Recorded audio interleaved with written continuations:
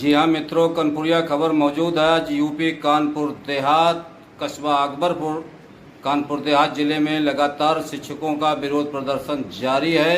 Online हाजिरी को लेकर के आज अटेवा कार्यालय में प्रेस वार्ता बुलाई है।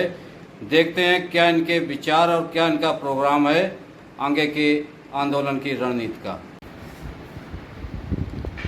शिक्षक शिक्षा मित्र अनुदेशक कर्मचारी संयुक्त मोर्चा कानपुर देहात की तरफ से प्रदेश व्यापी आंदोलन की बागडोर संभाली जा रही है। पूरे प्रदेश में शिक्षक ऑनलाइन हाजिरी को लेकर जिस तरह विरोध कर रहे हैं, आज अटेवा कार्यालय में देखते हैं क्या प्रोग्राम। जी राहत अली जी, अभी जो है हमारा कार्यक्रम चल रहा है 8 जुलाई से लेकर के 14 जुलाई तक। विद्यालयों में हम लोगों ने काली पट्टी बांध करके शिक्षण कार्य किया।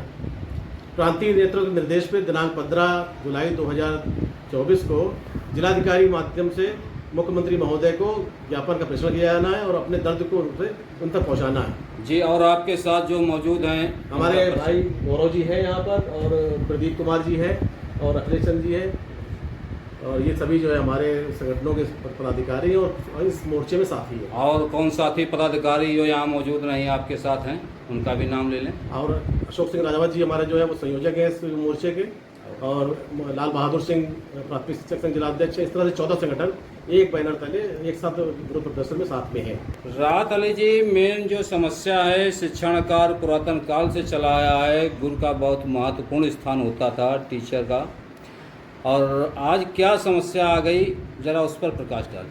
पुरातन समय से अभी तक गुरु को जो महत्व था वो कम नहीं हुआ है, बल्कि बढ़ा है।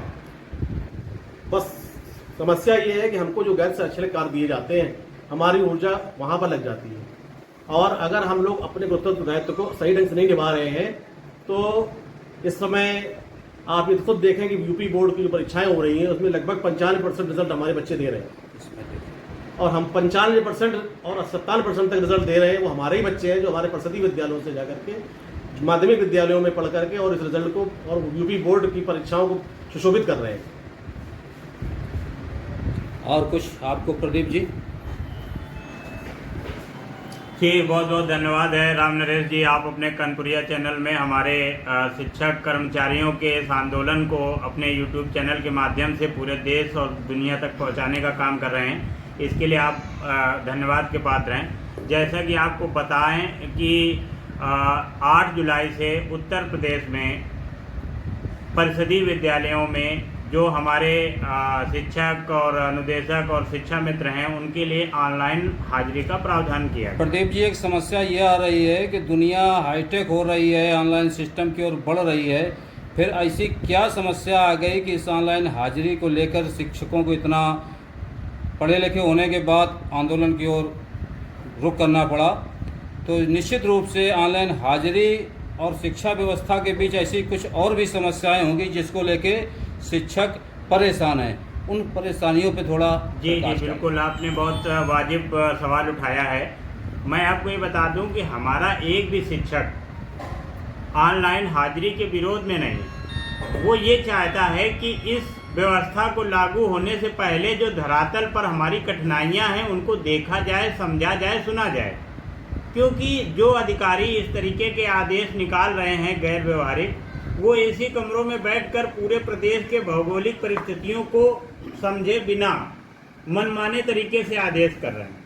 ग्रामीण क्षेत्रों में जहां आज भी कनेक्टिविटी की समस्या है, यातायात की समस्या है, नेटवर्क की समस्या है, और उसके ऊपर से अध्यापकों पर गैर शैक्षणिक कार्यों का जो बोझ लादा गया है, तो कहीं ना कहीं अध्यापक अपने गैर शैक्षणिक कार्यों को पूरा करे या अपने शैक्षिक उत्तरदायित्व को पूरा करे, या उस ग्रामीण सुदूर क्षेत्र में जहां पर बाढ़ भी है, कच्चे रास्ते भी हैं, जहां पर अध्यापक समय से पहुंचने पर उसको नेटवर्क की भी समस्या होगी, तो कहीं ना कहीं मुझे ऐसा लगता है कि ये जो आदेश निकाला गया है इसकी मंशा शिक्षकों को मानसिक रूप से प्रताड़ित करने की है।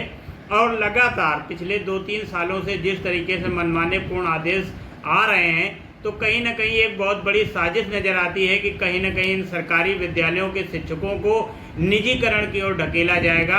क्योंकि अगर शिक्षक किसी नेटवर्क की कमी से या कोई शिक्षक किसी पारिवारिक समस्या से विद्यालय समय से पहले जाता है या विद्यालय देर से पहुंचता है तो उसे पूरे दिन का वेतन काट लिया जाए। निस्संदेह यदि आपकी बात का विश्वास किया जाए तो सरकार को ये चाहिए था कि पहले शिक्षक प्रतिनिधियों से, जो उनके संगठन हैं, उनके बीच बैठ के एक सामंजस्य बना लिया जाता और उसके बाद यदि कोई नियम लागू किया जाता तो आज ये समस्या न आती। क्यों रहा दली जी?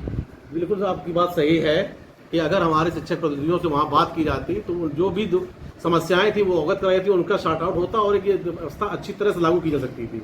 परंतु जिस तरीके से 15 जुलाई का आदेश और रातों रात बदल करके 8 जुलाई पर जबरन थोपा जा रहा है, ये चिंतनीय विषय है। यदि इसमें कुछ बात नहीं बनी राहत अली जी, तो आप एक वरिष्ठ और पुराने सांगठनिक कार्यकर्ता भी हैं और शिक्षक आंदोलन को बहुत आगे बढ़ाया है, तो क्या लगता है कि आंदोलन ये आगे और चलेगा? देखो, आंदोलन के रास्ते पे तो है ही, और जहाँ तक बात बनने की बात ये, अगर हमारे उच्च अधिकारियों में सरकार में मानवीय दृष्टिकोण होगा तो वो हमारी मानवीय दृष्टिकोण को देखते हुए हमारी समस्याओं को ध्यान में रखेंगे और इस आदेश निरस्त करेंगे। नेटवर्क और भौगोलिक समस्या को देखते हुए अभी बहुत जगह तो ऐसी व्यवस्था है जहाँ कोई यातायात का साधन भी ठीक नहीं है। ये समस्याएं तो लगभग पूरे प्रदेश में है, जबकि जनपद कानपुर देहात में भी ऐसी स्थितियां हैं कि जहां पर बाढ़ की भी स्थिति है और नेटवर्क की समस्या है, आने जाने की समस्या है। तो सरकार को चाहिए कि पहले समस्याओं का समाधान करे और इसके बाद ऑनलाइन आ जाएगा, फिर मेरे हिसाब से कोई विरोध नहीं। समस्याओं का समाधान करे। हमारी जो पहले की जो पुरानी मांगे हैं, जिनके जैसे कि हमारा 6 साल से प्रमोशन, 8 साल प्रमोशन नहीं हुआ है और हमारे जो छात्र शिक्षक अनुपात पूर्ण नहीं है और जो हमारे देयक हैं वो बाकी पड़े हुए हैं, और अभी इन्होंने एक व्यवस्था की थी ऑनलाइन एरियर की, लोगों ने इस व्यवस्था से क्षुब्ध होकर ऑनलाइन एरियर करना ही बंद कर दिया है। वर्कलोड की समस्या शिक्षक पहले से ही जूझ रहे हैं। एक विद्यालय में जहां 5 या 4 शिक्षक होना चाहिए था, कहीं 1 शिक्षक है, कहीं 2 शिक्षक हैं। ऐसी स्थिति में यदि शिक्षकों को बाहर मीटिंग, बैठक इत्यादि में जाना पड़ सकता है कार्यालय में, तो भी हाजिरी को लेकर एक समस्या आएगी। व्यवहारिक समस्याएं तमाम तरह की, यदि वो हमारे संगठन पदाधिकारियों को प्रदेश स्तर बैठा करके इसको सॉर्ट आउट करते तो शायद ये समस्या जो आज हम लोग इस शिक्षण कार्य के बाद, विद्यालय अपनी ड्यूटी निभाने के बाद आंदोलनरत है, ये एक वाकई में ऐतिहासिक है। और आप देखिए कि अभी तक जितने भी आंदोलन हुए हैं, जितने 100% तरीके से ये सफल हो रहा है, वो कभी सफल नहीं हुआ। आप ये देखिए कि 100% शिक्षक इस आदेश के विरोध में है और पूरी तरह तन्मयता से लगे हुए हैं। तो इसको लेके यदि ये माना जाए कि यदि सरकार शिक्षकों को विश्वास में लेके पुनर्विचार करे तो कुछ समाधान निकल सकता है और शिक्षक के शांतिपूर्ण आंदोलन को आगे खत्म भी कर सकते हैं यदि समाधान निकल आया। पूर्व में भी जो समाधान निकलते रहे हैं, तो मानवीय दृष्टिकोण के हिसाब से हमारे पदाधिकारियों ने उस पर निर्णय लिया है।